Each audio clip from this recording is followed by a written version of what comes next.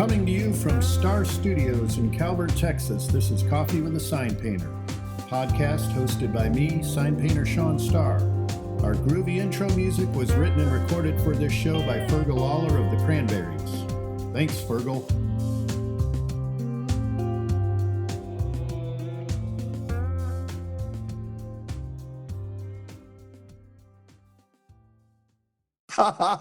It's true.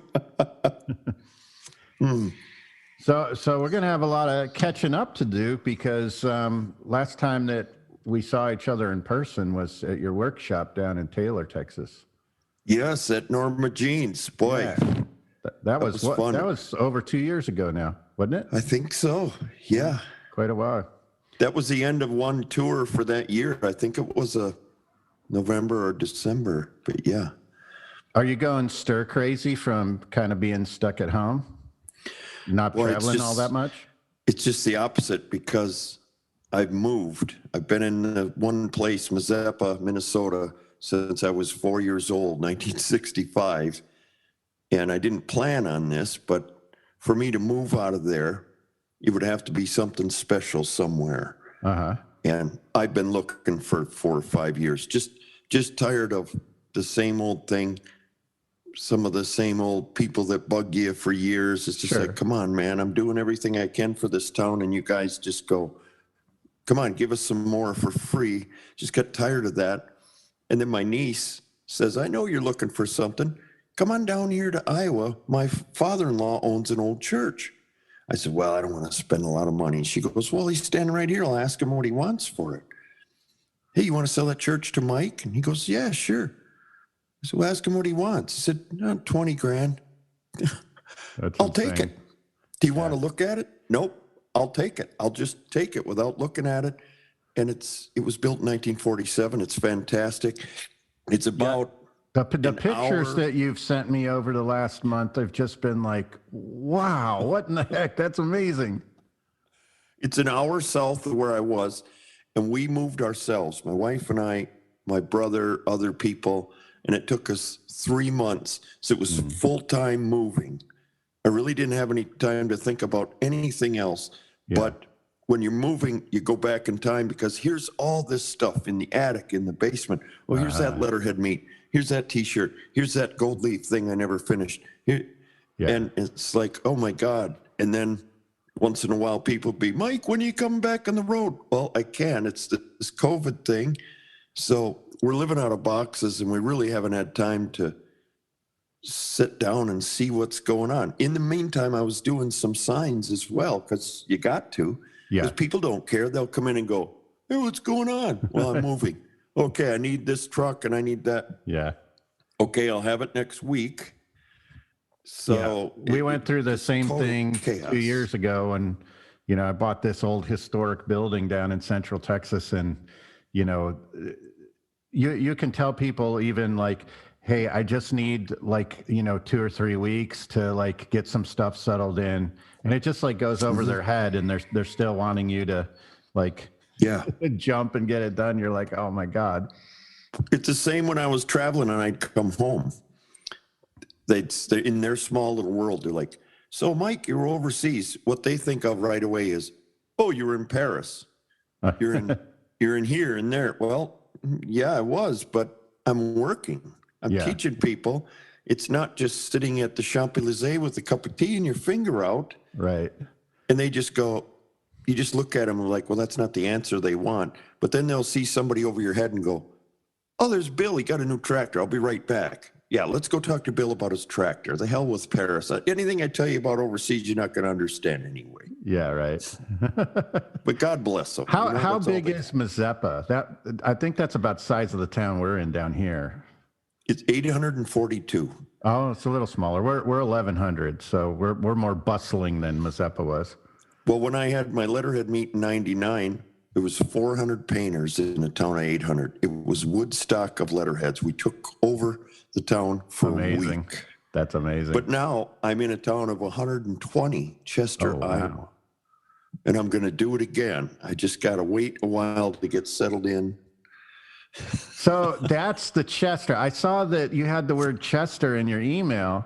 And I was like, what's Chester? Is that your middle name? What is that? But it's the town. Okay. Yep, it's the town. It's right over the border.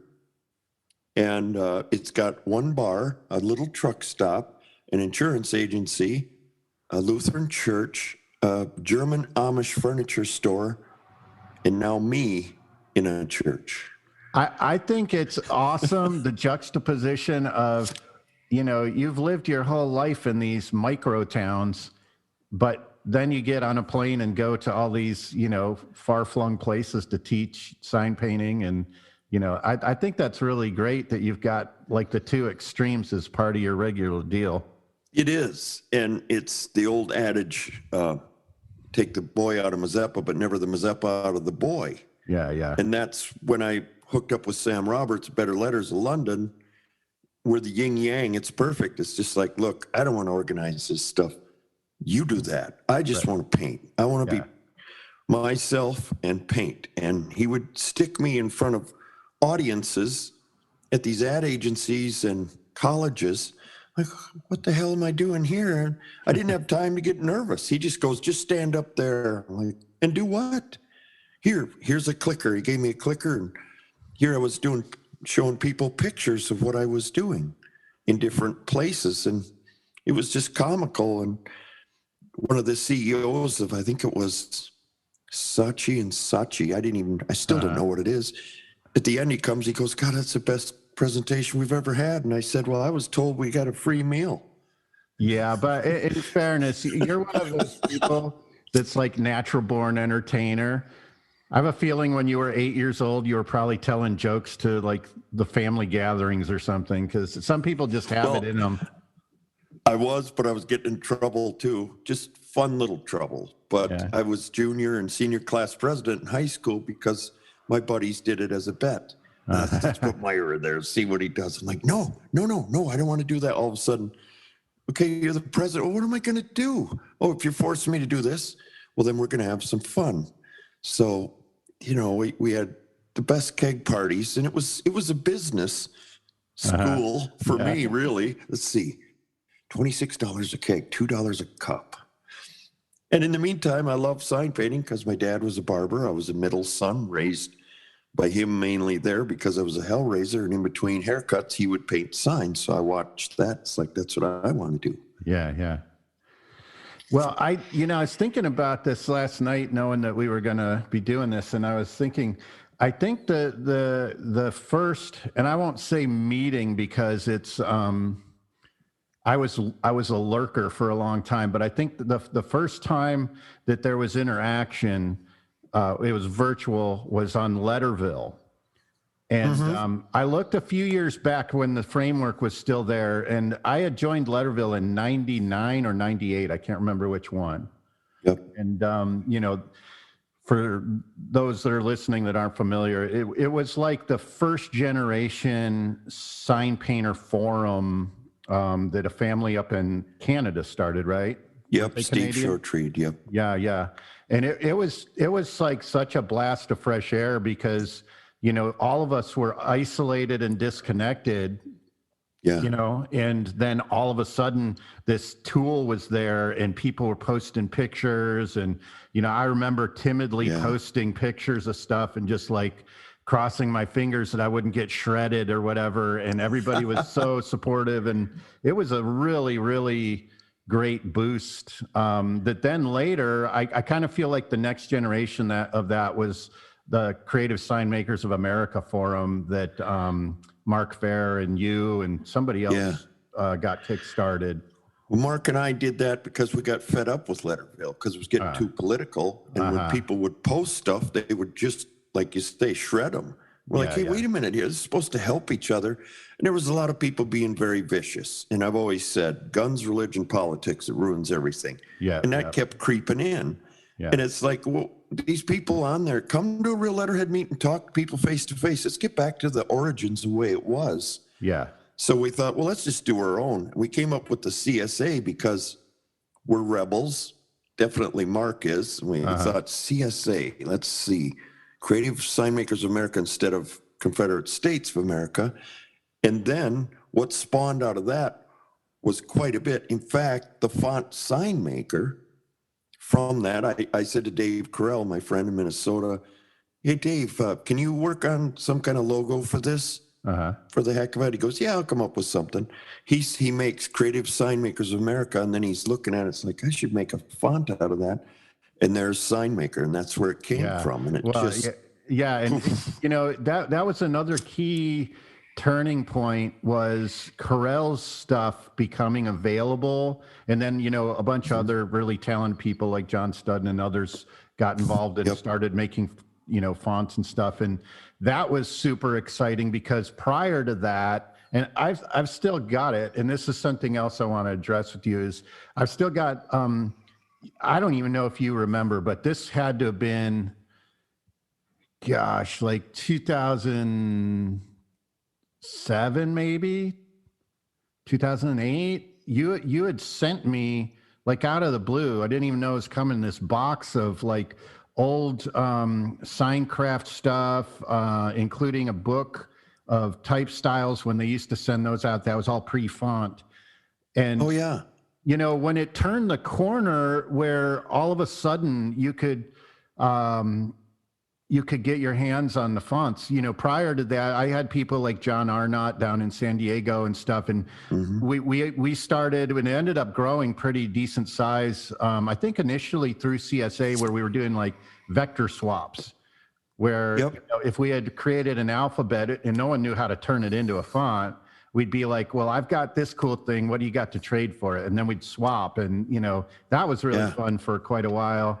But then to have like these heavy hitters, like, you know, Carell and Studden and all that, doing these beautiful, perfectly executed, hand-painted type styles, and they were active fonts you could type in, was just like, it changed my world for sure, because I was like, you know, now I can incorporate all of this stuff and do it in a way where it's, you know, it's not going to take me 12 hours of design time to do something simple. Like, I can just utilize this great work that someone else has made available and incorporate it into my design. Just so great. And a big part of that was Chuck Davis of Letterhead Fonts. And I think it was 99. I think that's when he started. Was it that far back? Yeah, because he sent me some stuff, and I've never met the guy. He emailed me, and I see you're big into letterheads and this and that. And I said, yeah, was there anything I can help you with? And he said, well, I think he maybe had 10, 20 fonts from different people. And I said, well, I got a letterhead meet coming up. I called it the Winter Muster. We did it in February. And he said, do you mind if I put together some CDs and you can hand them out to people? And he made a little booklet with it. And I said, yeah, that'd be great. So we're at the meet and we're giving out door prizes. And I said, by the way, if anybody wants these, it's a new company called Letterhead Fonts, if you've seen it. And it was like dropping blood in the water, sharks just, and everybody like, oh my God, look at these. And I said, well, tell Chuck you got it here. I'm trying to help him out to get started. And boom, it just exploded.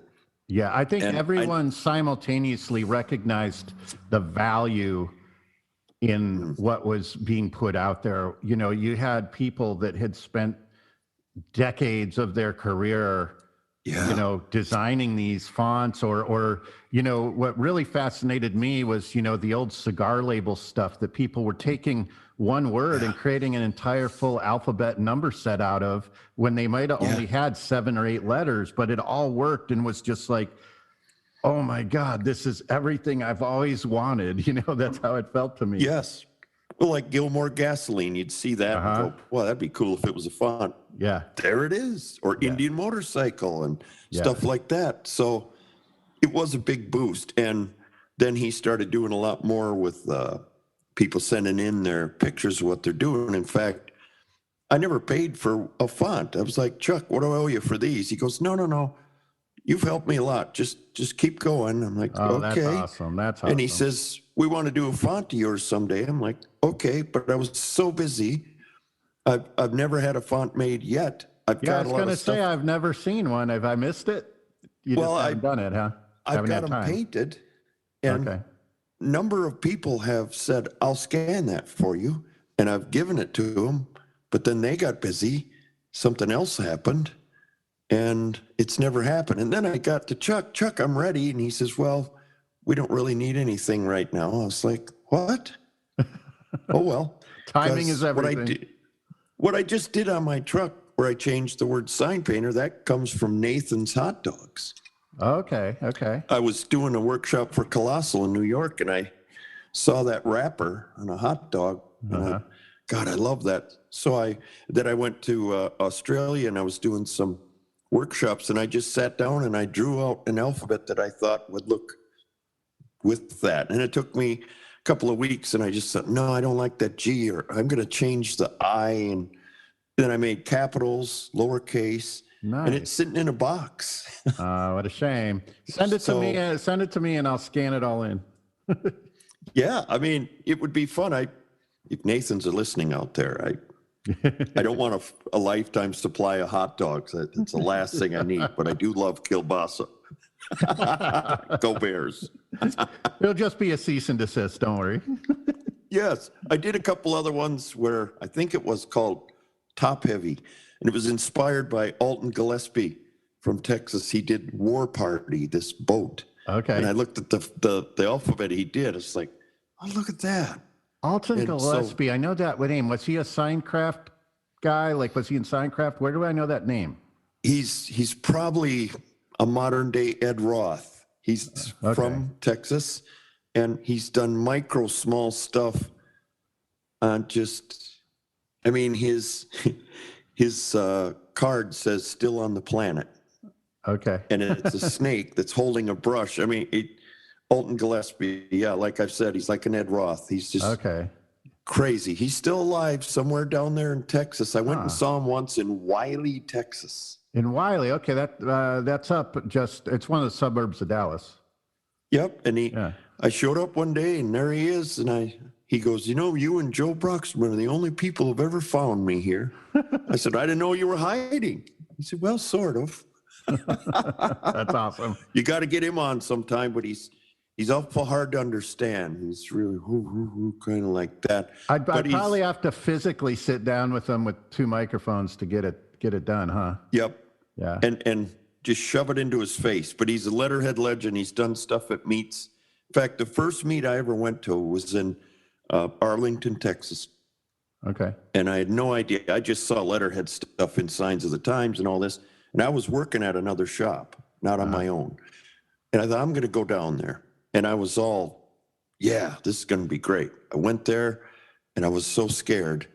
And I had my brush box, and I actually turned around and put it back in the hotel because I was so scared. And I went up to sign in, and here comes Raymond Chapman. Hi there, how you doing? Yeah.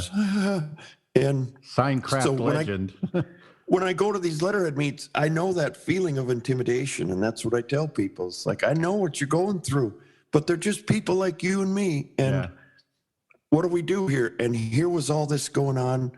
Here was a guy standing in front of us, and he had this. What year was that? 1988. 88, okay. There was a guy with a pan with this water. We're sitting there, and he's saying, no, this is chemicals. You got to be careful. And you shouldn't be dressed like me. He had sandals on, no socks, with shorts. acid. Yep, he had glasses on, but nothing to protect his eyes and nothing on his hands. He said, don't do what I'm doing. We're like, what? And he took this piece of glass, he dipped it, he brought it up, and it was Rick Glosson, Angel Gilding. Ah, wow. I didn't know who he was. When I got back, I read through the magazines. Oh, my God, that was him. And then all of a sudden we heard this.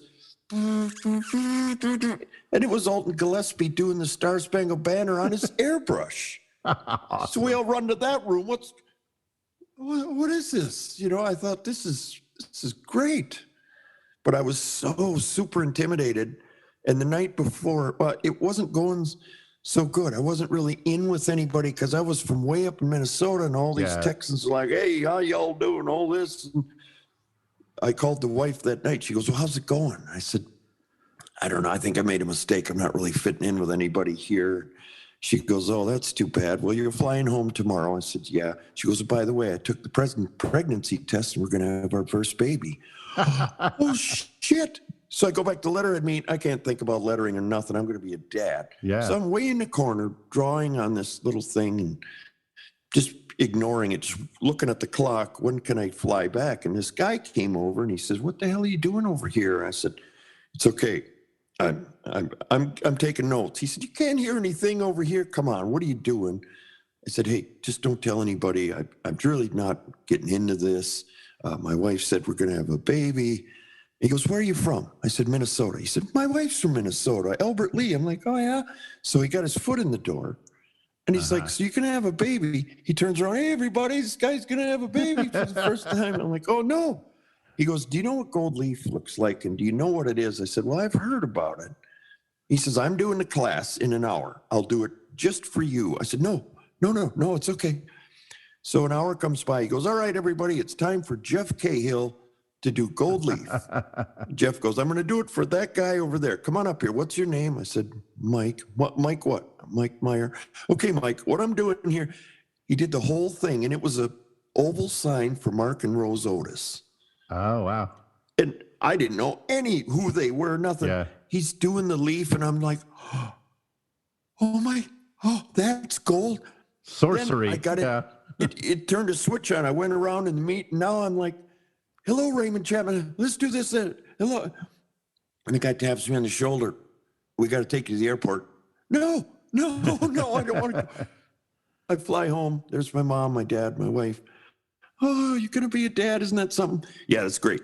You should see this gold leaf I saw down there." I was like, "It's good, And there it was.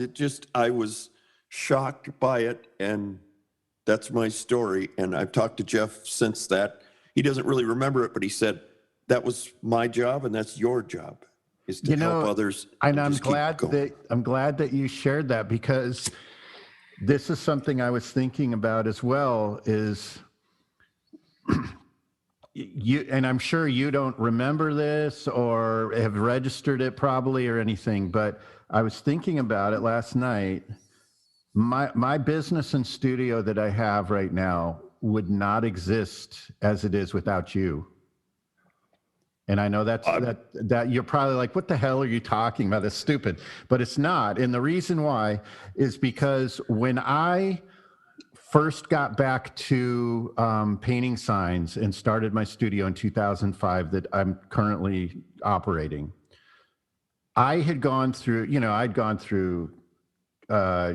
working with my dad as a teenager. Everything we did was paint, all by hand, nothing computerized, because there were no computers yet.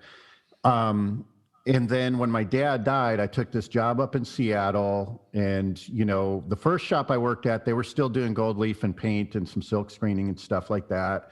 But, it was kind of that era that we all talked about in the Sign Painter movie, when, computers and plotters were just destroying everything. And in that neck of the woods, at least what I had exposure to, there was hardly anybody painting. There's Curtis Nichols, who was, I think he was in Auburn, Washington.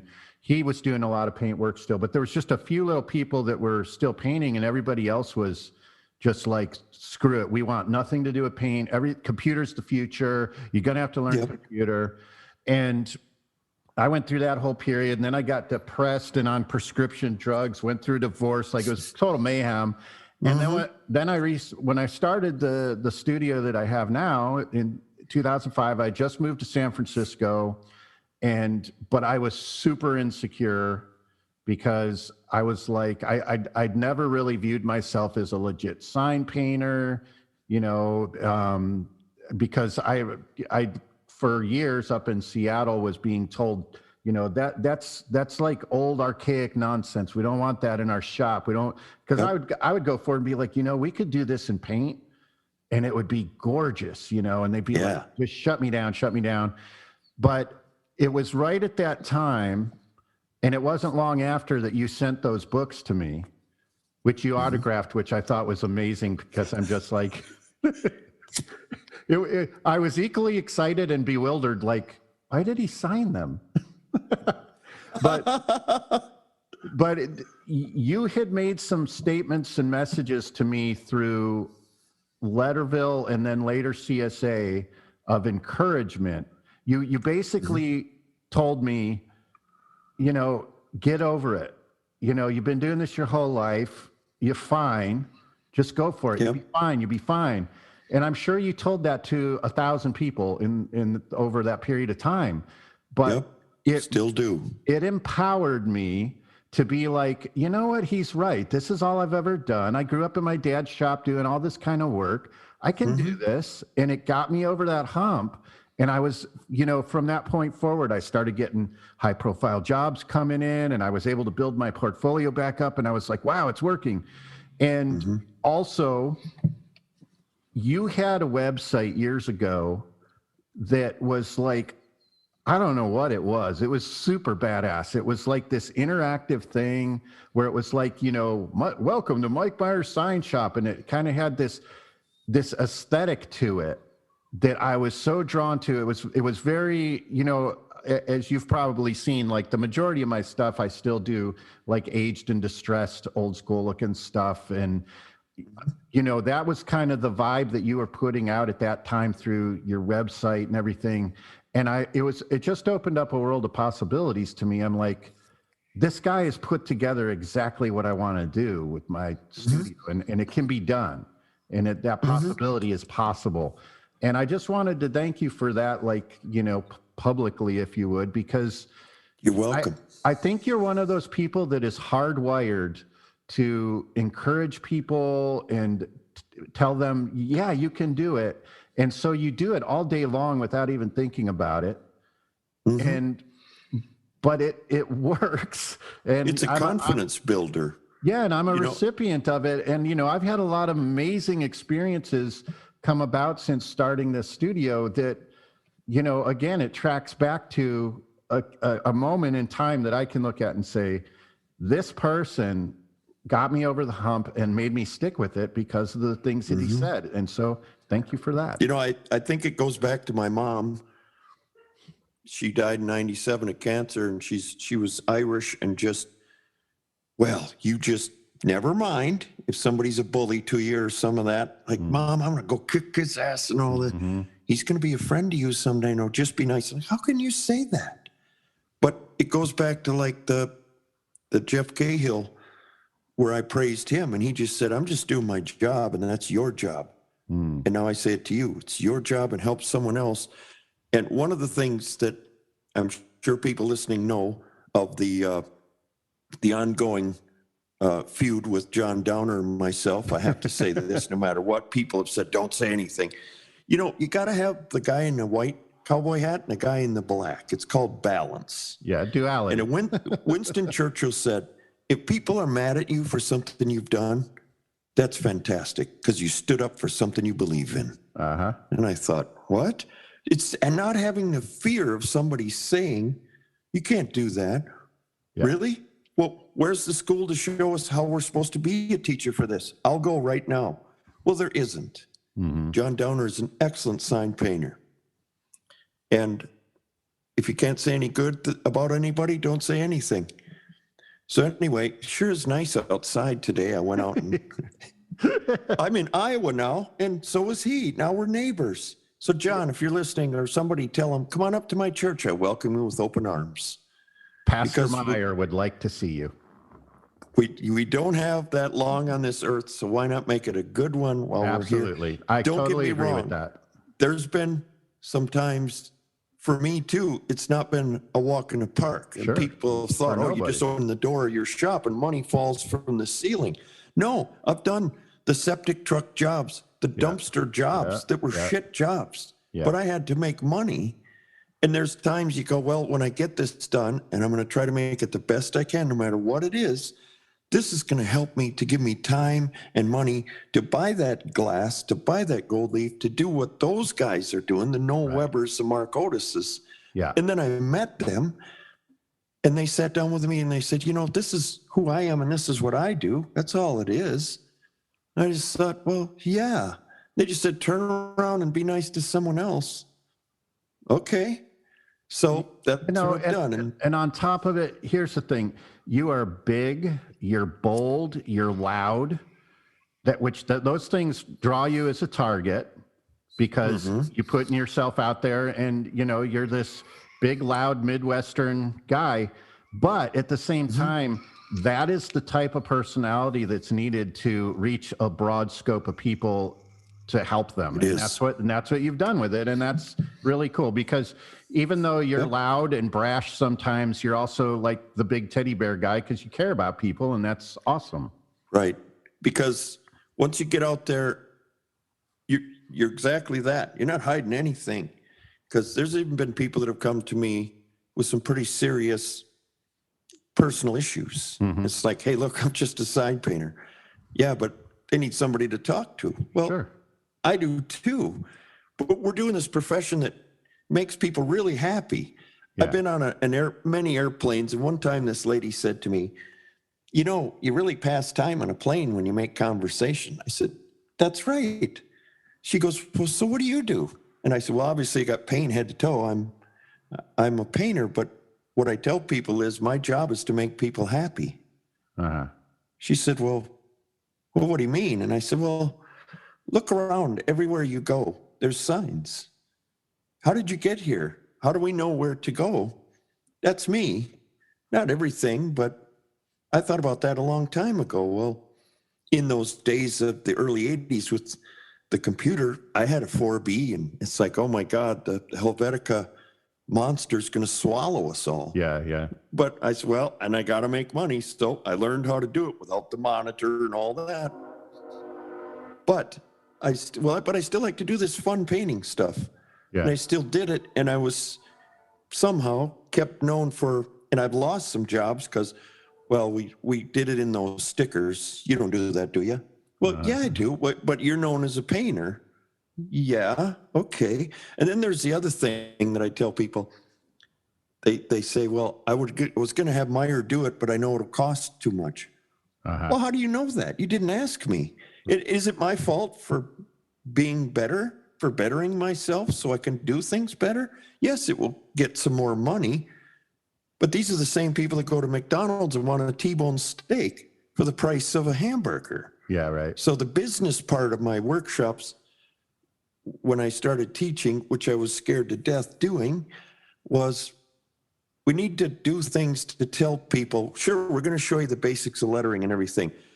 But as you know, taking the class, there's so many things that happen behind the scenes of a class. Yeah. It's the fun laugh of somebody. It's the food we had somewhere. That's the human element of it. That's why we haven't really done this Patron thing with doing all that, because I just I don't like it. That's another thing that has come from your workshop is Jess DeMoss, who is scratch paper signs out in Silver City, New Mexico. He took your workshop, and we just completely hit it off at your workshop. We've become really close friends since then. He's helped me on multiple large-scale projects where he's come out and helped me. He's going to be helping me on one in New Mexico later this year. And I went out there, and him and his wife put me up in their extra room, and I hung out with his kid and had meals with them and everything. And all of that came from that workshop where, I look over and there's this kind of hippie-ish awesome dude with sandals taking your workshop. And I'm like, hey man, how's it going? And next thing you know, we're just like totally like brother from another mother. So, that's it. And that's the human side of it. It's like, yeah, it was really cool seeing how you approached your letter structures and the shading and all that. That's really valuable and helpful to see like how another artist approaches it. But then you got this guy next door, that you're like, oh yeah, this guy's cool. Let's go get lunch, Yeah. Great. Well, there's so many connections that I see, because the first day, it's a 4-day class. The first day, everybody's intimidated and scared, but that's where I know that's like, well, God, this ain't my first rodeo. I'm going to throw some fun stuff in there and poke fun at me. And then poke fun at them too, saying, well, before this is over, one of you is going to get a nickname, Scooter or Skipper or whatever. And they're still intimidated, but at the end, and there's people that have cried saying, I don't want to leave you guys, and this has been fun. Well, that's worth more than the money itself. Yeah, for It's sure. worth way more because you got friendship for life. You do stuff with people. You can stop by. Hey, I'm on my way here. Can I stop by? Hey, we're doing this wall. You want to jump in on it too? Yeah. Hey, I heard about this barbecue here. Let's try it. Uh-huh. Next thing you know, you go into an antique shop. Hey, I'll show you where I get my neat stuff. Look at this. See this and that. Before you know it, it's like, wow, what just happened? And I'm like, I'll be back. Yeah. So I praise the COVID stopping of everything because it kind of just said pause. Absolutely. Let's just see what's going on. I think if people take from it that aspect of it, it was a huge gift, because Yes. I have talked to so many friends who are like, this has really helped me to just kind of reprioritize and see what's important. And then you talk to somebody else who, oh my God, the world's coming to an end. And it's like, nah, that's not how life works. Like, yeah, it was a huge setback and really hard on a lot of people, and still is. But any experience in life, and this, like any experience in life, especially the tough ones, can make you a much better human being if you'll do the soul searching from that. Boy, absolutely. And I take it from other things. I look back on stuff which I don't know why I did it. I went to the Army. I volunteered. I was already went to sign school, worked at a shop. That came to an end because they were moving. Got to let you go, kid. And I was devastated. Well, let's have the Uncle Sam show me the Army, or show me the world. And I didn't do much lettering there, but I learned other things. I learned patience. And I was a funeral escort guard in Texas for 9 months. I guarded missiles in Germany for 2 years. I saw a lot of stuff, but it kind of slowed me down as a 20-year-old punk that wanted to just take over the world. Yeah. But I already had a skill when I went to the Army, because a lot of them were just, they were lifers. It's like, well, come on, we got to play the game. No, I'm not re-enlisting. I have a skill. I got something to go home to. Yeah. Well, you can't do that. Yes, I can. And I did. I'm still in touch with some of those guys, but that was just one little experience. And then there's another one and this one, and you take the good from all those. When I was doing those funerals, there's 6 to 8 funerals a day we did in that hot San Antonio sun. Yikes.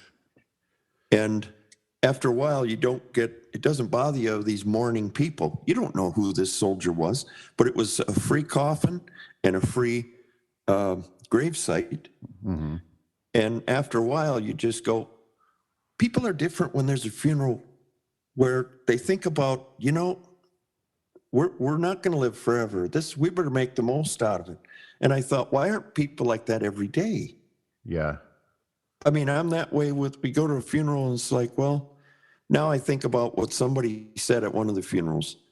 Don't be sad and don't say, what if this person would have lived? Be happy that you got the time with them. Yeah. It was a great time, wasn't it? Well, Look at the people around you now. Well, and it's a very powerful thing to look at, and there's belief systems like Buddhism that encourage you to look at that, because it really brings out the sweetness in life if you're looking at, not in a morbid, like downer way, but just to like look at the fact that, we're mortal. No one gets out alive, and if you can sit with that and you can digest it, you're able to then look at even the people in your life, even the people you have spats with in your own trade, for instance, and you're able to say, none of this really matters. None of these things I get worked up about matters. Let's just enjoy the fact that we're here right now. Where we go from here, nobody can say for certain, but like we're here now, we're interacting and we're all connected. So like, let's make the most of it. How do we know what's going to happen a year from now, a week from now, an hour from now? Yeah. In fact, I sent you a picture 2 nights ago of my tie rod snapping on my van. Yeah. I was coming back from up north helping this other fantastic sign gal, and she's going to weld on my trailer. She does vinyl, hand lettering, everything, but she's a good welder. And I said, hey, how about I bring that up? She goes, I need some of this glue chip stuff done. You do that, and I'll do your trailer. Awesome. Great. So I'm driving back, and all of a sudden, luckily there was no semi next to me. Snap. My tires went to the left. If there would have been snow and ice, it would have rolled and I probably wouldn't be here. All I thought of right away was Herb Brooks. That's how he died, almost on the same highway. He fell asleep in a van and it rolled and killed him. Huh. So my heart was just racing. I got it settled down, got over to the side. Oh, and then I looked underneath. I got a strap, strapped it up, limped it to a Ford dealer. $380 later, I drove it back yesterday. And you got to keep going. I guess I'm supposed to be here a little bit longer. Yeah, exactly. Yeah. But yeah, it can all change on a dime, you know, and you just, that's a beautiful thing too. You know, we look at it and we're, you know, we try to fight change. You know, we all hate change. I despise change in some ways.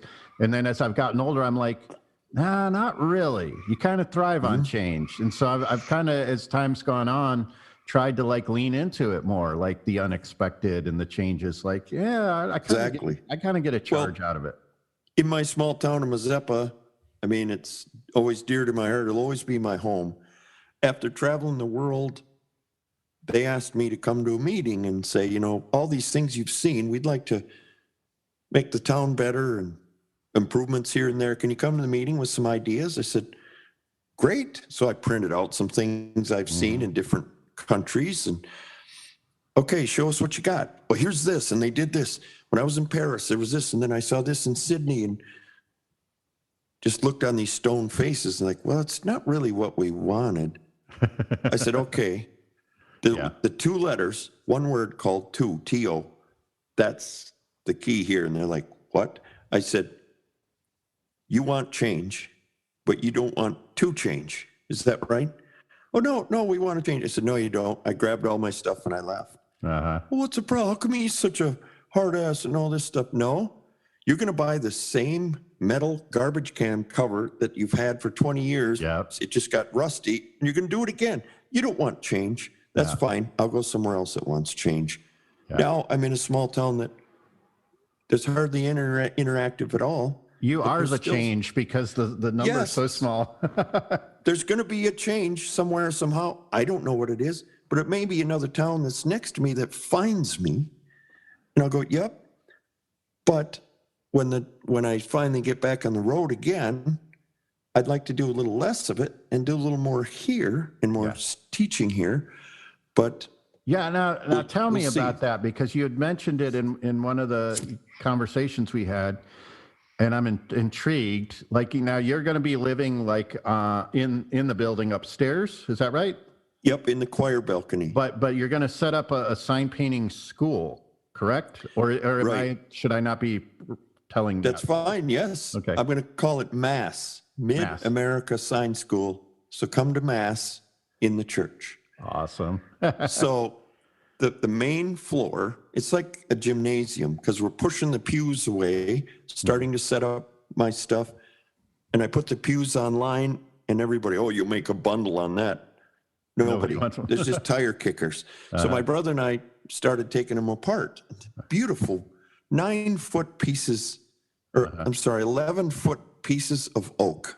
Nice. To just from probably the 50s. This was built in 47. But we're going to make this into like a museum, showroom, sign school, library. And that's just the main floor. I still have the entire basement that's empty. Wow, great. That we can do that in the warm months where it's a little cooler. And because there was an entire kitchen down there, we took that apart and I'm going to put an overhead door in so you can bring vehicles in. And when I do workshops in a big city, I'm the same way. It's like, oh, I've never been to this city before. Let's do the workshop and I'm going to go see this and that. Well, when you come here, you can take the tour of what's around here in about 5 minutes because there's nothing. It's a great little corn field. Place to stay focused.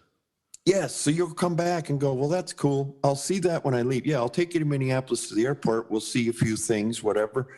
But look at this book. Here's this Atkinson book. Your 4 days will go by in a heartbeat.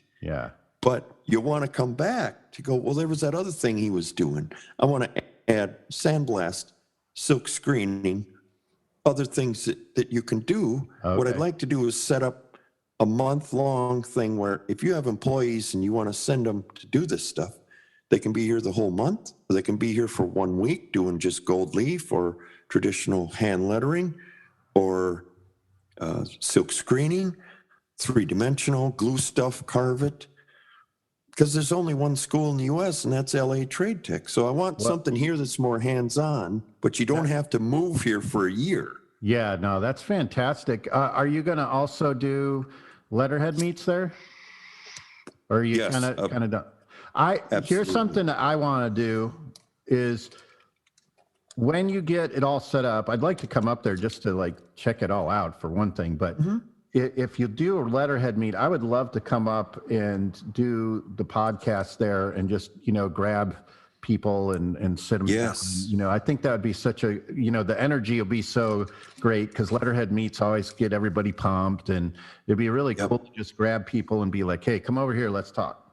Well, it would be like a sporting event. You can be up in the choir, you're talking, and in the background, you see the panel jam area going on, or somebody laughing. I could be like a commentator. Yes. Okay, Meyer's rounding the big table now. He's reaching for the gold floor. Hi, I've just talked to so-and-so about gold leaf and all this, blah, blah, blah. Let's go back up to the booth. Sean, go ahead. Okay, outside, we've got this going on. They're going to start sandblasting. I mean, it could be, like that, and that's what I want to do.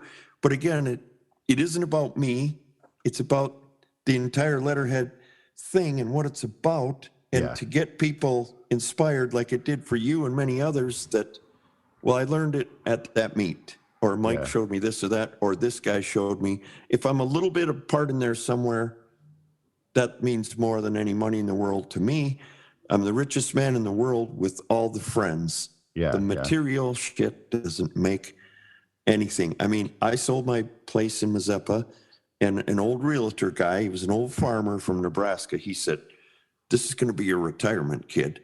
I said, what the hell does that mean? So he's dead and gone. Bless his heart, Harold Kinlan. And so many years later, I put my place I didn't put it up for sale. I talked to people in town, friends I knew. I said, you're buying up a lot of stuff in town. You want to buy mine? Just as a joke. They said, well, what do you want for it? I don't know, 150? Okay. Well, now I got to find a place. That's where the church thing came about. Wow.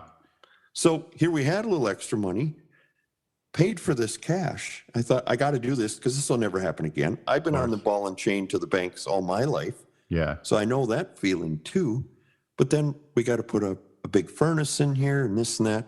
But it doesn't matter. I'm going to keep working. We'll pay it somehow. Yeah. Yeah. So, and we're going to do that. But along the way, going to help how many other people? I mean, I looked at, and have a blast doing it too. That's the thing is yes, you'll be helping people and you'll have all that, but you're going to have a blast, and so will they. So the other place how can you beat that? Yeah, it was an old grocery store, and I bought it in 1993 for $12,500, and it was going to be tore down. It was in that bad a shape. Yeah. Buckets all over, water coming through. But what I saw that day when I bought it was a letterhead meet, a shop, all this, and it came. I have to be careful what I wish for because it came true. It was a lot of work, but look at the rewards. Yeah, yeah. And now I see that because when I left Mazeppa, there was a lot of people. Why? You can't leave. That's their little cocoon. You can't. You just can't. I said, well, yes, I can, because I'm a creative person. I need more. I have to be more creative. Wait till you see what I'm going to do at this church. And they're just like, wait till they stop by. And this is what I didn't know. That's because you have been a clock puncher at the Mayo Clinic or IBM your whole life. Yeah. And you look out the door to see what your neighbor has.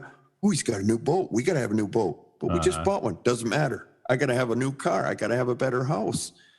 I gave up on that many years ago. In fact, the building I bought was an old grocery store. And I had to put up with people there. So you're going to open a grocery store? No, it's going to be a sign shop because they just don't want to change. Yeah. So you opening up a church? No, it's a building. Yeah, it was a church, but this is a brick building.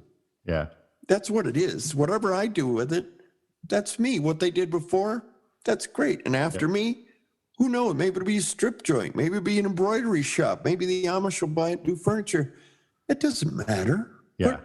I don't go into somebody's place and say, you can't do this. Yeah. Who am I to say? So don't say that to me. The very first episode I did of this show, when I started, I titled "You Can't Do It You Can't Do It That Way," and it's all about that, and it's all about especially like within our trade and stuff. The occasional person that you come across that's just like, no, you can't do it that way. It's like, yeah, I can do it however I want to do it. Where you got the idea for the T-shirts? I don't care what they do in California, right? Well, no, that's actually, that ruffled some feathers, but oddly, over the years, more than half of the T-shirt sales for that T-shirt go to Californians, believe it or not. But that phrase is actually an old hot rod phrase that spread out to the rest of the country, because you'd get these kind of like know-it-all guys that would go do a drag race or a car show in another part of the country, and he'd be boasting about, well, that's not how we do it in California. And it became a thing where people were like, well, I don't give a crap how you do it in California, it's how we're doing it here in Michigan or whatever. So, right. Yeah, a lot of fun. Iowa, what's everybody know about Iowa? Cornfields, and nobody goes there. Why would I go there? Mm-hmm. Even me, living next to it all these years, we always picked on little brother Iowa, especially when you see somebody driving in the Iowa plates. Iowa stands for idiots out wandering around. Well, now I am an Iowegian. Iowegian, okay, there's a name for it. That's the joke. It's like, well, no wonder. Look at the Iowa plates. So now I can drive as wild as I want to. Oh, he's from Iowa. So I have to start to get used to that. It sounds like you're the Oklahoma of our scenario. Yes. Yeah. In fact, we had to get our license and then our license plates, and we were warned, when you go there, you got to have your driver's license, your marriage license, your birth certificate. I said, what about my third grade report card and a pint of blood? And they said, just about. You have your original Social Security card. So we had all that. But here's one of the things I really loved about it. They said, are you a veteran? I said, yeah. Well, you got to go downstairs. Why? What I do wrong? You got to go see the veteran guy. Oh. So I go in there, and he's an Iraq war veteran, got the Purple Heart stuff on the wall. Hello, soldier, welcome. I'm like, okay, what's this all about? Do you want to have veteran on your license? Well, yeah, you can do that. You sure can. And part of your sales, your property tax, you take money off because you're a veteran. Wow. Really? You didn't do that in Minnesota. So now on my license, it says veteran, because a lot of times you got to prove or carry your DD 214 discharge papers, but not anymore. It's like here, respect. That's what a lot of America needs now. Oh, man. I'm really happy with that. And I'm discovering, the other night I was watching PBS, and it was called Lost Cedar Rapids. I thought, I've been through there. There's not much there. Oh, my God. There's a Louis Sullivan Bank. There's a Veterans Memorial Building. There's an old Paramount Theater. There's the Czechoslovak Museum. I can't wait to get down there. And it was all devastated in 2008 with the flood. Okay. I'm proud of the Minnesota history, too, with Duluth and everything in the cities. I wouldn't want to be there tomorrow with that trial starting. But I'm excited to find all these things out about Iowa and go in these little towns. And yeah. Well, need a sign.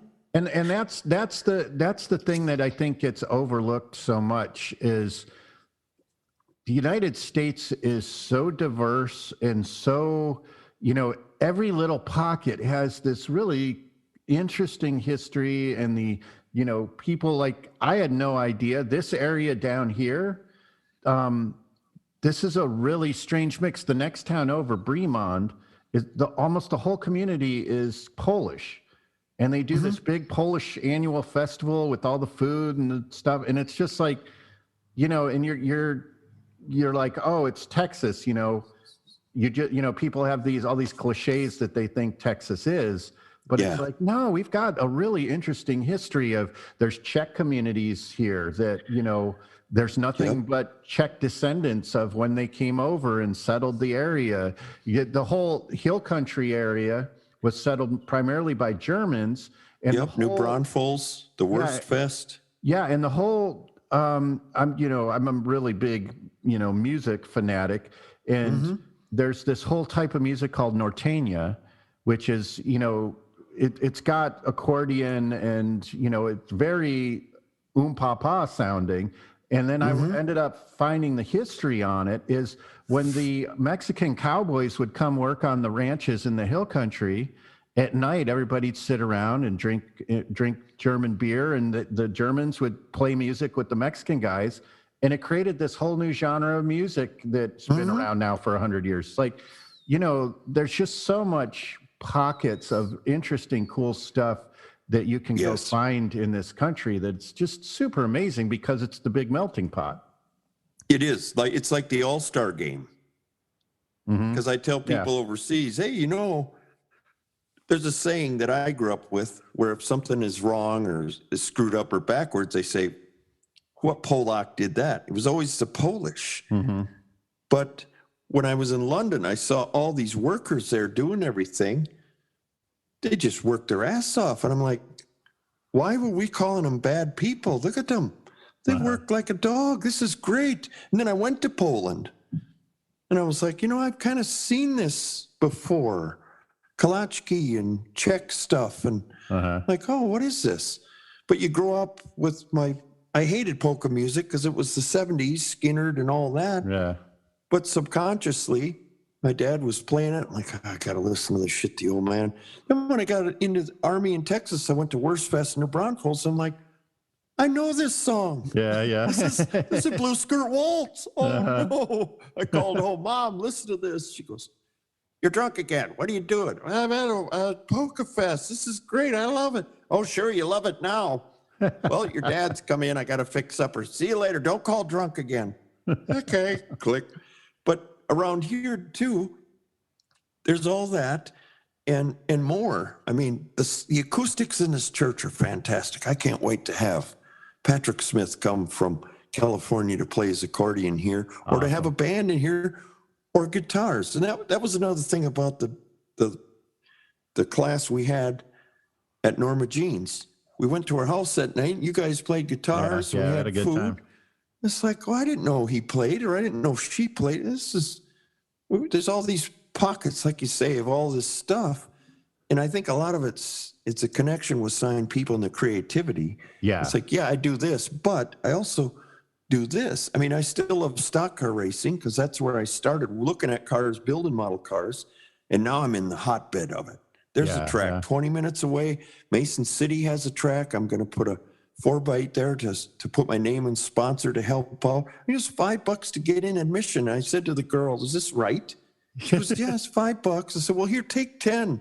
Yeah, crazy. Coffee's $5 now. Like $5 is nothing. Yeah. So it's like, well, I want to let her some cars.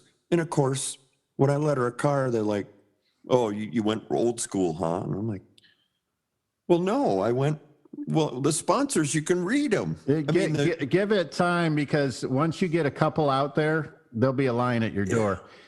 All the sticker guys are converting and doing paint now because, it's the history of it. Like it's the real thing. I mean, the wraps, I know a guy that makes big money and he has a t-shirt business and he's at the track and he's an excellent hand letterer, Joe Provenzino, and his brothers race. Now he's racing too. But there's a difference. See all these cars? Look at Joe's car that he did. He gets it.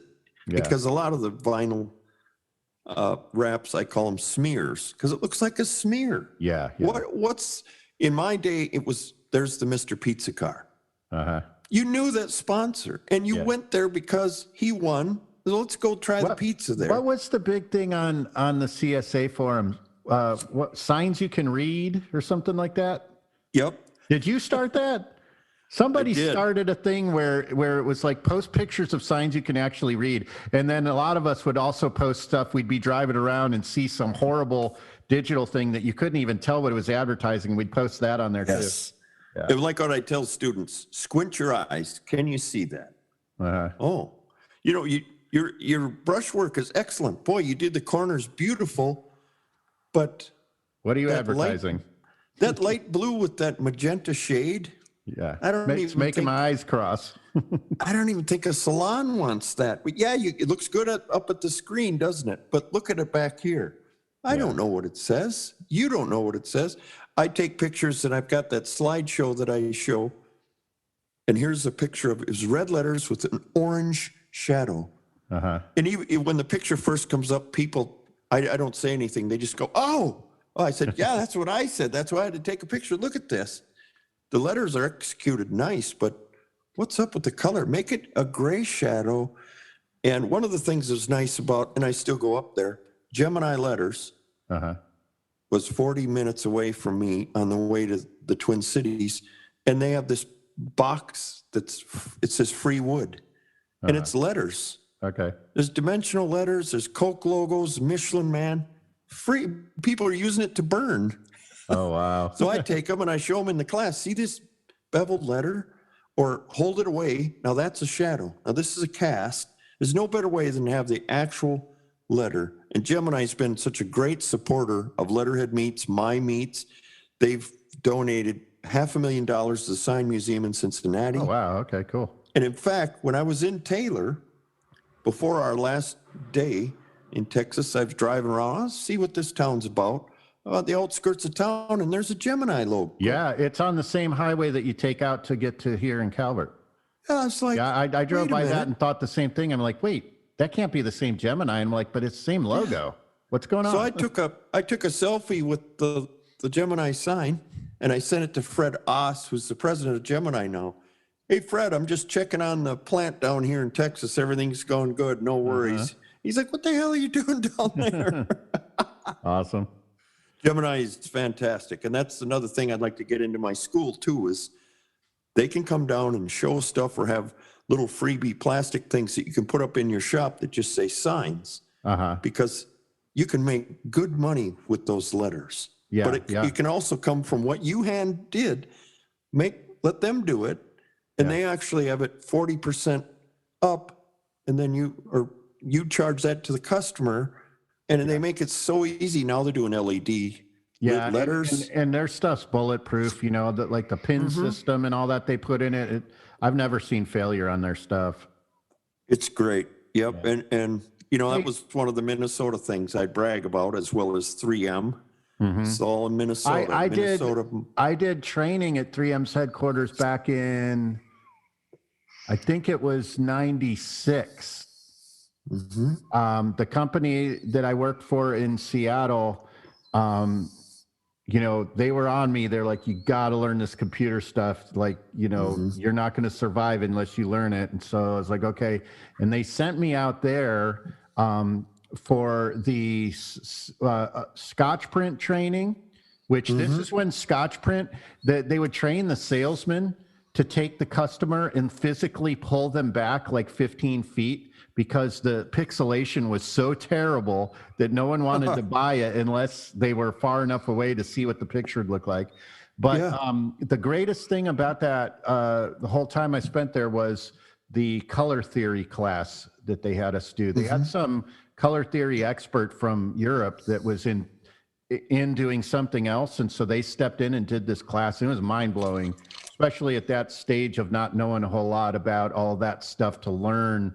And then see over the years, like working for Starbucks and all these other companies, like, I know what they're doing. I know what they're doing. Yep. Well, there's 3M plants all over Minnesota. You just drive around and it's like, there's 3M, Red Wing up north. And 3M started in Two Harbors, Minnesota, up above Duluth, as a company that first made sandpaper. Yeah. And their little booth is still there, saying the beginner, and 3M stands for Minnesota Mining and Manufacturing. Okay. So they're a big thing. And hello, honey. My wife just looked into Hello, honey. The confessional. No. She asked me if I wanted the light on because it has the kneeler.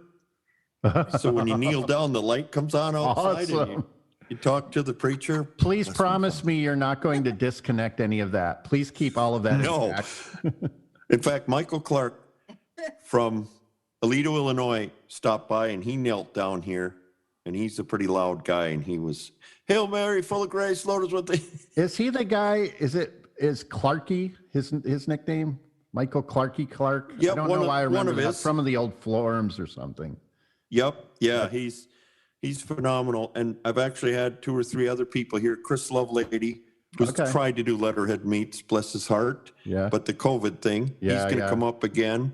He can. I'm going to probably jump on my motorcycle and ride up there and see you. That'd be a fun ride. You should. I've not ridden through that area. Chris is an excellent sign guy. Uh-huh. Not only he's the only guy I know that went through Colorado, so did the Rocky Mountain art and sign design class. Okay. And I've heard of that, but I didn't know anyone who's done it either. And he was from Vermont, and he just went out there and went to school. But he can also crochet. Mm-hmm. He makes little hats and mittens for people. Nice. He has his own garden. Okay. He's an excellent cook. I mean, I want to marry him. Well, but I'm not that way. You could do your own divorce and marriage ceremony now that you have a church. Yes, but I would never give up the battle axe. No, you keep the battle axe, but maybe you could do a Mormon thing and have more than one spouse. It's been done. True. Yeah. Colt Bowden, he's a Mormon. We can get him out here. I mean, look at all this connection of all this stuff. Went Salt Lake City, we did a class, and I was like, wonder how many of them were Mormons. Uh-huh. And we asked a guy, he came to my little camper, Pascal from Canada was with me. Like, how many were Mormons? And he goes, how many do you think? And I said, maybe those 2 over there and that one. He says, yeah, they weren't. Doesn't matter. They're great people. But it was just fun. It's just like, well, the big melting pot, Yeah. How many people like hockey? How many people like polka? Well, if you don't, too bad, because we're going to listen to this. But I'll listen to your stuff too. And that's the great thing about the travel. It's been, one of the things I had no idea was going to happen. I was on a train going to Warsaw, Poland, and I looked out, and here's these guys carrying machine guns, and they came through, and I'm like, what is this, the Old West? Is there Indians going to come on and take over? And here was some lettering that had these little tails on the bottom of the lowercase letters. I'm like, I've never seen that in my life. How am I going to teach these guys how to do lettering when I've even seen that? Yeah. Same with Denmark. There's an O with a slash through it. There's the A with the circle on top. And then in France, there's a C with like a 5 on the bottom of it. Well, that's true. They have different alphabets. So, yeah, you have all new stuff. That's something I thought of. We're making my own font. I'd like to make it where it's worldwide, because they'll be like, well, yeah, thanks a lot. Well, we can't use it because you never made that. Uh-huh. So I'm going to try to do that, like the umlaut in the German language, and then the Spanish with the little sombrero over the top and all that. But it really woke me up to all that, because I remember being in Copenhagen with Jacob Enberg, and here was this old sign. It said, Silkeborg, and I thought it was oil. It was an O with a slash in it and an L. Well, that means beer. Oh, wow. One symbol. So after the workshop, we'll go have an That's what? Someone just messaged me yesterday and said you should put Jacob on the show. Yes. I want to reach out to him. I've been following him on Instagram for a long time. He does great work. Oh, a great story with that guy. He took my class, and he was working at another sign shop. And I went up and I said, boy, your lettering's fantastic. You should go on your own. And he said, well, I thought about it, but I don't know. And like a couple of months later, he messaged me. He said, I did it. I went on my own. There you go again. But he'd have to tell you the story. It was something about where he was big into drugs and stuff, and he almost took himself out. Yeah, yeah. And because he did that, it changed his life. I think art has saved a lot of us, from an early demise. I know it has in my case. Well, the connections before, I started, sign school was 79, 80, and it was all prehistoric stuff. We had no idea a computer would come along. Yeah. And working in those sign shops then was tough. They were some tough bastards. Oh, hell yeah. You don't do it that way, and they hit you in the head. What the hell are you doing? Or my favorite was they would give you information that would intentionally screw your job up so that they could chuckle. Yes. That was always a joy. And I try to do a little bit of that in the workshops to make them think and make them work. Yeah. Well, why did you do that? I said, because now you learned. You're going to do that again? No, you're not. See, Yeah, this is what happened to me. This was more sadistic. It was more like, yeah, no, go ahead and put that in your paint, just so you'd screw everything up. Or I'd leave my lunchbox and they'd take stuff out of it and put packing peanuts. And I'd like, oh, I left my lunch. I don't have to go out for it. Open it up and These were the same guys that would start drinking at 8 a.m. and drink the entire day. It's like a whole different culture back then. And playing cards at 10 o'clock and 3. That was a big thing. Well, get over here. Well, I got to finish this letter. Get the hell over here. Because I was bad at cards and they knew they could take me for money playing Huckley Buck. Down here it was dominoes. Yeah. It's like, oh, here comes payday. Shit, half my check goes to these idiots I work with because I'm not playing this card shit anymore. And then there was Christmas where everybody got a turkey. Well, I was out on a job. When I came back, I didn't see any turkeys. They took my turkey and put it in this truck that they went out and did neon and repairs. Of course, being frigid Minnesota, it'd be okay there for a while. Well, in the springtime, if we were slow painting, you go out and help install. And he's like, open up that back door and hand me that whatever. And I open it up. Hey, there's a turkey in here. It's all moldy and stuff. And they're like, well, you should have took it home. And I said, well, it's not mine. I said, yeah, it is. No, it isn't. And they put that in there as a joke because I was gone. Well, I was living at home with my mom anyway. And they're like, hey, Mom, here's this turkey. Oh, my God. Is it alive? But those are fun things that you got to, like we're talking. Yeah, it's like experience hazing. You got to learn from. Yeah. Yep. Yeah. And when you get somebody, if somebody's rough with you like that, it really means that they like you. Yeah. And that brings me to the story of John Jordan from Australia, the little shit.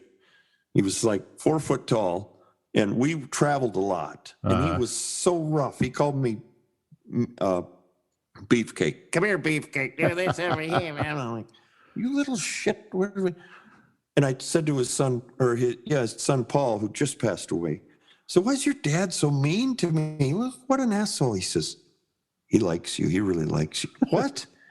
Is that, what kind of friend is that? But he showed me so many things. Yeah. We did so many things. I just thought, God, and he was in his 70s then. We did a couple gold leaf jobs in St. Paul, and he just literally whipped me.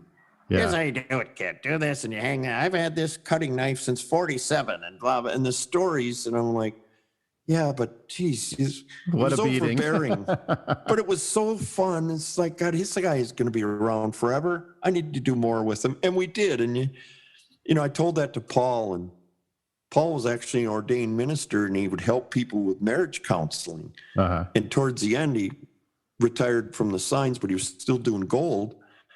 But just fantastic to talk to him. And in fact, he, out of the blue, he emails me. He says, hey, I'm in the hospital. I got cancer, but I think I can beat this. And I'm like, you'll be all right, Paul. Like your dad.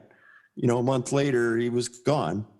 So there's another thing where, well, I'm happy I got to know him. I did a lot of things. And what would he want me to do? Go out and help some other people learn it. Yeah. Just like, and speaking of that, I noticed something too in a post. You've got a book coming out that you're doing with through Better Letters, right? Is that correct? Yes. What is the book? Well, a lot of people in the classes have always said, what did you say again? I need to write this down. And I'm like, Sam Roberts, who teamed with me back in 2013, he says, we need to make a book sometime. And I said, yeah. Well, we actually sat down and said, no, we're going to do it. And he had a publisher lined up. Okay. This was, I think, 2.5 years ago already. So we went into this meeting this day to see the publisher, and there was this nice lady, and then there was this old lady who was the head of the publishing, and she was mean. I kept looking at her, and it was, she's just, and I said, you know what, lady? Before this is over, I'm going to make you smile. I'm going to make you laugh. Because this is a book from me, about me, and it's going to be fun. And if this doesn't work out, then we might as well leave right now. Yeah. And she started laughing. I said, see, there you go. And Sam goes, oh, no.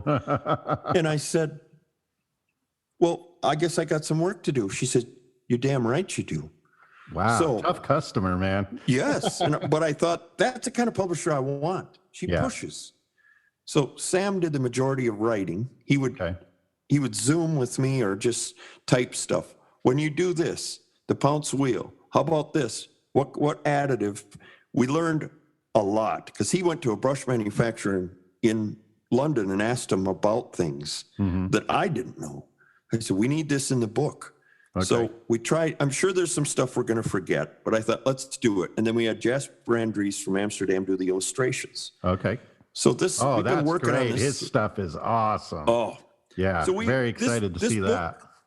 It's been in the can, as they say, and it was supposed to come out this time last year. Uh-huh. But they said, we can't put it out because you need to support it. I'm like, well, we will support it. They said, no, it's like a band. You put out your album, now you got to go on tour. Uh-huh. But COVID came along and said no. Yeah. So now I guess it's coming out in May. Okay. In fact, some people from Germany emailed me and said, I can't wait to get your book May 21st here in Germany. I said, really? I didn't know it was coming out then. But we're going to do some book signings and this and that when stuff finally opens up. Awesome. But it's got so much in there, and I had to do a cover. Sam says, just do what you want. Great. So I did it, and of course, the publisher said, no. But this is it's what I my want. Yeah. They said, no, do another one. So I did another one. No, change this or that, change it. They said, no, scrap it. What? Then, so I've got a Dr. Seuss book called The Foot Book. They said, what have you come up with? So I took off the foot book and I put the sign painting book and sent it to them. I said, do you like that one? Take that foot and shove. Anyway, so I did another one and they were finally happy. Yeah. So anyway, that's ready to go. And in the meantime, since COVID, of course, Sam lived in London with his wife and 2 little girls. And he didn't have any kids when we started this. So I got to see them being born, grow up and everything, and hear his wife, the morning sickness on the other side of the wall. Yeah. It's like I become part of the family because I'd be there for a couple of weeks and then I'm off to these other countries. And his youngest one, Tala, would say, where's Mike? Where's Mike? One of the first words was, Mike, where's Mike? So it was weird and then his oldest daughter, Nika, I would see her and she's just talking baby gibberish. The next time I come by, hello, Mike, how's it going? And all this. I'm like, your baby speaks English. And they're like, well, of course. Yeah, but it's English. So that caught me. Anyway, Sam moved to Spain because his wife's a teacher. Okay. And they want the girls to see another country, learn another language. They've been there over a year. And he used this COVID time to write books. Okay. So he's doing a book. He's got it done. It's called Ghost Science. And he started doing and you look like you're struggling right now. You doing okay? I just You pipe, I swallow something funny? Okay, gotcha. So what happened was he started doing another book. He says, I got nothing else to do here. We can't do the workshops. So he took all the show cards I did for the workshops, took pictures, and now we have a show card book coming out. And I didn't realize it. There's over 100 cards. Nice. Because I would just do the show card. And just set it aside, move on. Yeah. And put it on Facebook. And pretty soon I'm like, geez, what are we going to do with all these? Maybe people should see them. They're just sitting in a file. So he took pictures of them, sent them to me, and he'd say, well, tell me what you were thinking when you did this card. So that's what we described after every picture. So it was like, what a great thing that you guys were able to team up where he's got all of that, personality, the way he's wired and that skill set combined with your chaos, like to kind of tame the chaos. That's really great. That's awesome. I was in New Zealand. I went down there doing letterhead meets, and I did a class there. I didn't want to do a class, and they said, you should teach sign painting. I think you do good. And I said, I'm just a painter. I don't want to do that. Yeah. And they said, no, well, you're going to have to do something because this Saturday we got 15 people coming for you to teach. I said, what? So I just said, God, I'm really nervous, you guys. I don't know really how to do this. If you want your money back, I'll give it to you. If this lasts an hour, I'd be surprised, but here we go. I'm just going to talk through how I do a sign. 6 hours later, I thought, where are you guys going? Well, we got to go home. I'm like, oh, I'm not done. And they said, save it for tomorrow. I guess this isn't so bad. Yeah. So then my buddy Ash Bishop at a shop who I met through a letterhead meet a long time ago in 97, he says, get over here. I've got 100 stores. This was in October 2013. Get over here. I've got 100 stores to paint for pret-a-manger, pret-a-manger. I said, well, 100 stores? He goes, you're fast with the brush. Get over here. I need you. I'll pay for it. Where are you? I said, well, I'm in New Zealand. New Zealand? What the hell? Okay, I'll pay for it. So he pays for me to fly to the States, get another plane to go to London. I've been up for 36 hours. I get to London and I said, I got to go to sleep. He goes, we're going to this talk about ghost signs tonight with this guy. I said, well, you go ahead. Let me know how it goes. I got to go to sleep. He said, no, come on. And some of the other guys are going to be there. Stuart, Scott, Tim, all this. No. We'll meet them at the Blackfriar. And you'll get your second win. I know you. So we get on the train and we get to the Blackfriar. How you doing? And there's a second win. All right. What are we doing? So we go to this talk and there's all these people and we sat right in front. I got my bib overalls on, paint all over. And then I started falling because Sam was talking. All right, ghost signs of the, and just your head bobs. So my whole body was bobbing. I'm like, then I saw him later. I said, hey, I'm really sorry, man, but I've been up 40 some hours, just came from Australia. He goes, well, you're the guy that's doing the workshops. And I said, no, I've only done one workshop. What do you mean? He goes, well, Ash has some people lined up to do a workshop and I want to come over and see how you do that. Oh, gee. No, I'm here to paint these pret-a-manger stores. He goes, well, we'll see. And that's how I met Sam. Okay. So we do this class at Sam's or at Ash's in London. And Sam says, wow, this is great. Who organizes these? And I said, I really don't know. I don't know. They tell me I got to do this. Evidently, they told their buddies. I said, well, maybe we should put it on Facebook and start this. He said, well, I'd like to do that. I'm in between jobs. I was at an ad agency and now I said, yeah, you do it. I don't give a shit. You do it. I don't want to do that. Yeah. And that was 8 years ago. And you've been all over the world. I said, look, you take a third of everything. You just line up whatever the hell you want. He said, what about your shop at home? I said, oh, that'll be fine. It's okay. Okay, so we did it. And at one point, I was gone for 3 months. And I think at the last one, I was gone 9 months out of the year. And I was getting pretty used to it. It was pretty good. There'd be times where you miss home, but what would I do if I was home? Props to your wife too for sacrificing and letting you do that, and not letting you do that, but just like supporting you and doing that. That's really cool. Well, I finally got her a smartphone. If anybody knows the axe, she's been fired for 3 jobs for swearing, so that's why she is a battle axe.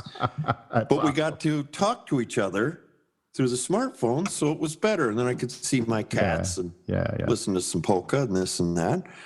But yeah, she's 35 years stuck with me, and that's wonderful. Nobody could handle me, and nobody could handle her. So I guess we're stuck with each other for another 35. I like that old joke of it's a good thing we found out each other so we didn't ruin 2 other people's lives.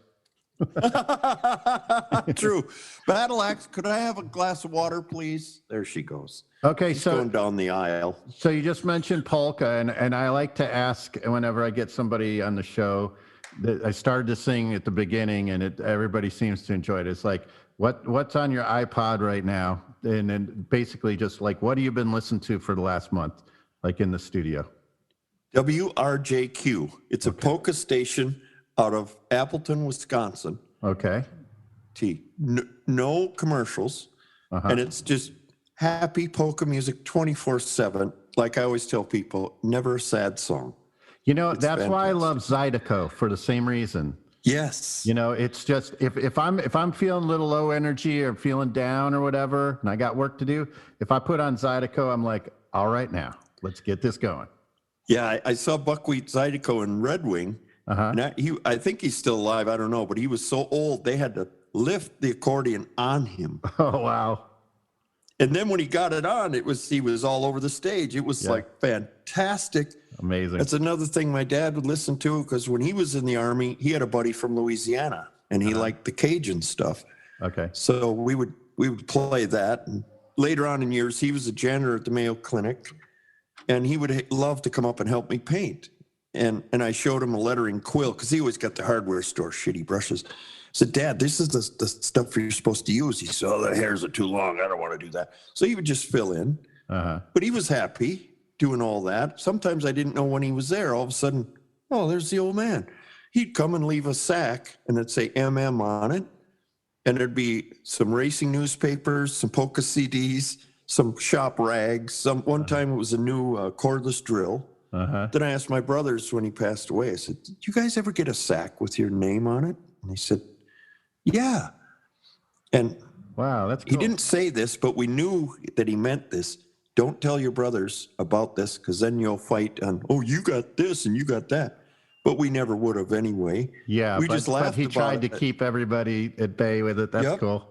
In fact, he didn't want a funeral, so we didn't give him one. This was in 2014, but we did a little get together at a bar in Mazeppa, and we had a whole bunch of pictures. But the stories of people were fantastic. Yeah, your dad cut my hair. He wasn't the barber that gossiped. In fact, he was very quiet. But he knew what was going on, because the farmers all talked. Yeah. And he listened. He'd come home, my mom say, well, what was the gossip at the barber shop today? I don't know. That was it. He would say, he said more by saying nothing. The vault. Because that's a guy to entrust your secrets with. There was one day that there was a guy named Al Quee. He was running for governor of Minnesota. It was an afternoon. I was there after school, and it was packed. Smoke everywhere, pipes, cigars, everything. This was 1969, 8, whatever. Here come Al Quee, and I'm like, oh my God, he's running for governor. I see him on TV.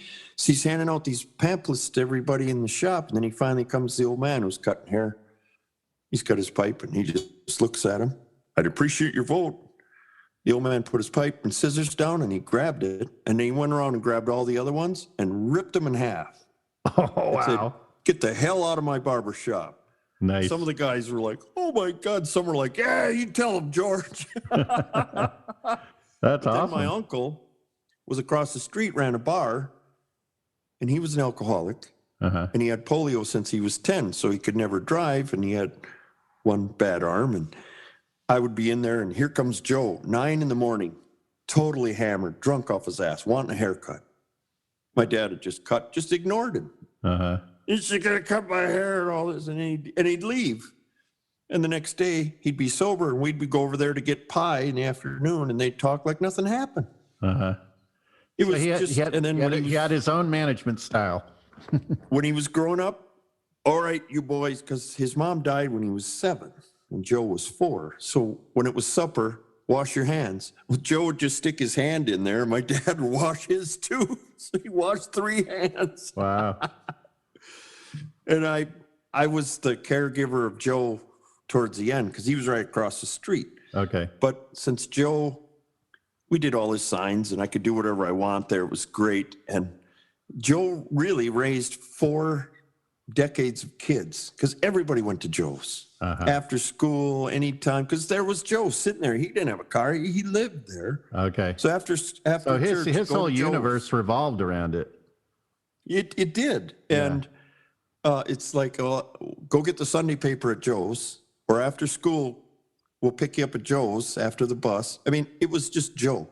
So when he passed away, I painted a big pictorial, 12-foot high, cut him out, of a picture of him sitting on a bench from the waist up, and I put it on the building where he used to be.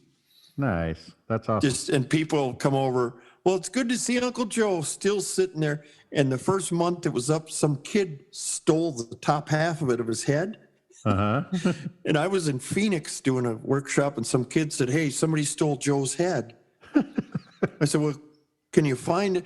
Here, the kid that stole it put it on Facebook saying, hey, look what I stole at the bar last night. So all he had to do was tell the cops, and he went and got it. And the cop says, well, when this guy comes back, I'm going to have him, maybe he'll press charges. So when I got back, I said, no, never mind. Shit, Joe's still getting in trouble and he ain't even here anymore. So we put it back up and it's still there. Awesome. To this day. So there's little stories like that. In fact, I had this sign that I put up after I left the sign shop I was at in 1989. There was this corner that everybody drove by to go to Rochester because Mazeppa was a sleeper town. Okay. And it was a girl, Iron City Beer, and it was a Gil Elfgren print pinup. She's like this, and she's holding a six-pack. Okay. So instead of the six-pack, I put my oval logo. And I put it on there. And pretty soon it became, it's not a sign anymore. It became not really an icon, but it became what do you call it? A landmark. Because I'd hear people say, well, you know, when you go into Orinoco at Mike's Girl, take a right. And in fact, there was a new ski resort that opened in Mazeppa in 2007 or 2000. And the guy came to me and he says, you know, your sign down in Orinoco is grandfathered in, don't you? I said, no. How'd you know that? Because he wanted to put a sign there to say ski resort 7 miles. Dude, you got to make that into a T-shirt. Yes. I bet you all so those little stores will sell it. He went to the meeting saying, I want to put this sign there. And he said, well, you can't because you don't ski there. He said, well, Mike Meyer doesn't do his signs there. Well, he's grandfathered in. Oh. So it's like 10 years go by and they close that road off and they made a bypass. So here's the sign. Still, there's a lot of weeds around it and I would trim it. Well, I got a call from the city saying, you need to move your sign. I said, well, why? Because there's a lady up there that says a lot of people come up there and they're looking for Mike Meyer and she don't like that anymore. And I said, oh, well, shouldn't there be more people complaining about this if it's a real hazard? Well, I don't know. I'm just telling you got to move it. I said, well, I'll come to the city council meeting. So I went to city council and they said, open mic. Okay, what's your name? I said, I'm Mike Meyer. Oh, you're the guy with the girl on the car. I said, yeah, that's why I'm here. Well, what's the problem? I said, well, somebody from your council here called me and said I have to take it down. Oh, no, don't take that down. We like that. Well, somebody doesn't like it. And I said, are you the lawyer? And he says, yeah. And I said, well, let me ask you this. And I want this on record. Are you taking this in the minutes? They said, yeah. I said, well, if something like this happens, don't they have to get a whole bunch of signatures in a petition? He goes, yeah. I said, well, where's the petition? He said, just leave it up. Forget it. I said, okay, well, as long as that's in the minutes. Yeah. All right. So I left. 2 months later, and it had been out there maybe 20 years, and it was I used Ronin bulletin colors, and it was getting a little faded. And I got a letter saying, if you don't take this down and fix it in 30 days, it comes down forever. Oh, I said, well, this lady really doesn't give up. So it was in two pieces, the head and her body, and then the hand with the logo. So I took the logo back, finished that, brought it back. Then I took her, redid it with automotive paint, clear coated, put it back within 30 days, took pictures of all this. And as I was putting it up, here come this truck. And I looked behind me and it said City of Orinoco. And the guy was just watching us. And I said, it's within 30 days. He goes, oh, hell, I don't care. I just mow the lawn, pick up dog shit around town. What? Well, can I get a picture of you proving that we're doing this? Sure, I don't care. So we did that. I printed it out. And in the town, there's some other really bad signs. And in that letter I got, it says, any signs in town that are weathered like that, you have to take them down. Or so I said, if you're going to pick on me, you better pick on all these. And I had pictures of their signs too. Sent it into them, didn't hear a thing. Yeah. So here comes the move. We were out there in November of 2020, taking her down because she's got to come with me. We're taking it down and two people showed up. One guy says, oh, don't take it down. And I said, well, do you want to buy it? Yeah, I do. I'll put it on my barn. $4,000 and it's yours. Oh, well, I can't afford that. Well, I can paint another one, but if you really want this, it's $4,000. Nope. But I got a truck I need lettering on it. So I got a job from that. Then this lady was walking her dog. Oh, don't take that down. Here we go again. It's mine. I'm moving.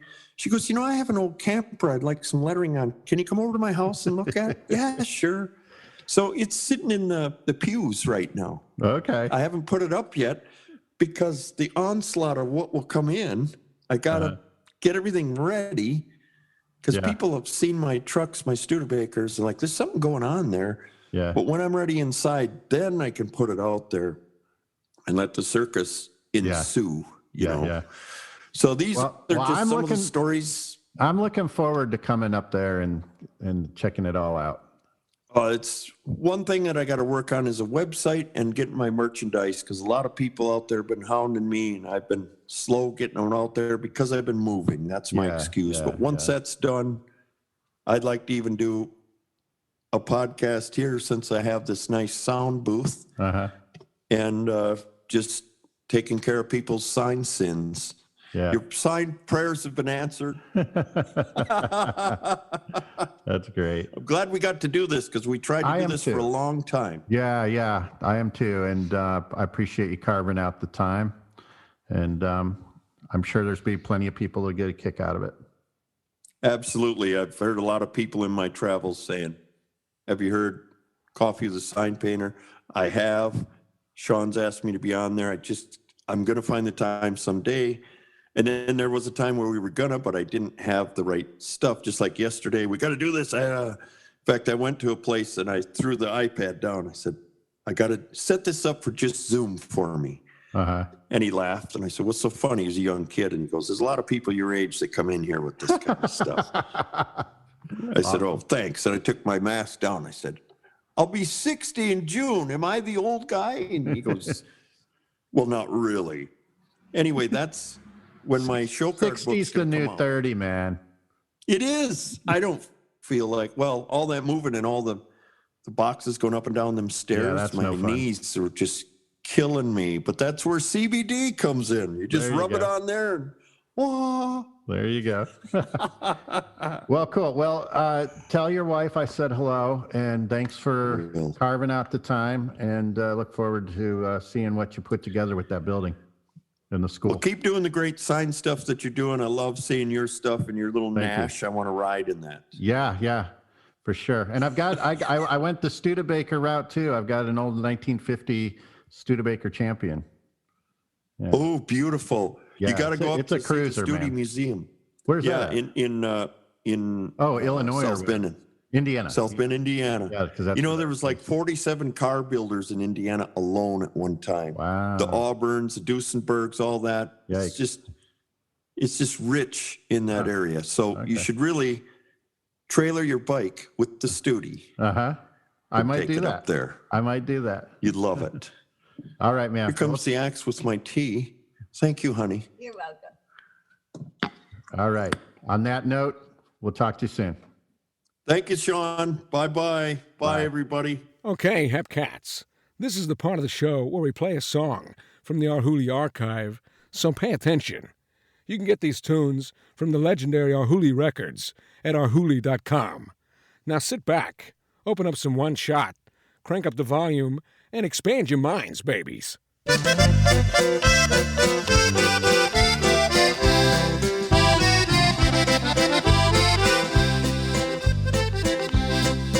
In the Morelos Mountains, campesinos are planting their fields,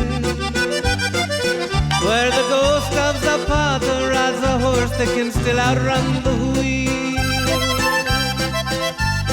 High in the sky above and clear out of sight, where the free Mexican Air Force flying tonight. In the city of San Antonio, a cowboy is cooling his heels, remembering that God gave us herbs and the fruits of the field. But a criminal law that makes outlaws of those seeking life. Take the free Mexican Air Force, mess Escalito riding his white horse. The Free Mexican Air Force is flying tonight, flying so high.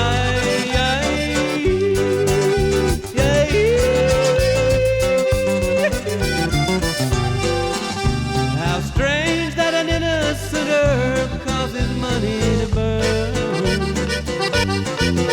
They'll jail you or kill you for making those rich fat cats squirm. They're the fools who make rules with no difference between wrong or right, who make the Free Mexican Air Force fly home tonight. Uncle Sam in his misery put a nix on the fields of Guerrero. He said, shoot down all gringos in wetbacks who dare wear sombrero. But the borders of evil will fall to the smugglers of light. And the Free Mexican Air Force, Escalito riding his white horse. The Free Mexican Air Force is flying tonight, flying so high.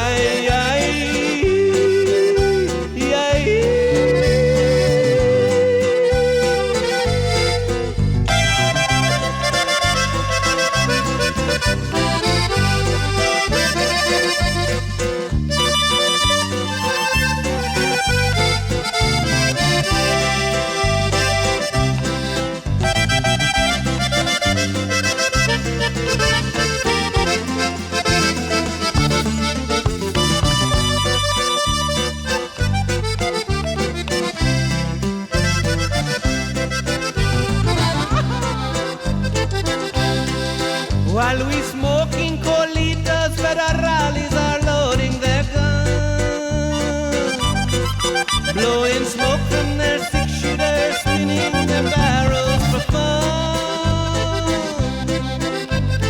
Contrabandistas, banditos of life, the Free Mexican Air Force is flying tonight.